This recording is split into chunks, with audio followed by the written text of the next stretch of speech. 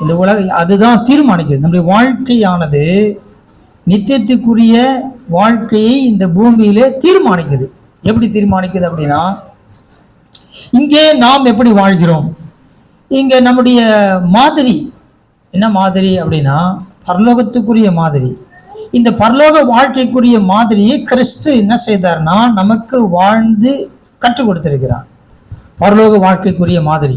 இப்ப கிறிஸ்து இங்க வரல, கிறிஸ்து இந்த பூமிக்கு வரல அப்படின்னா பரலோக வாழ்க்கைக்குரிய வாழ்வதற்கான அந்த வாழ்க்கைக்குரிய மாதிரி நமக்கு தெரியுமானா தெரியாது.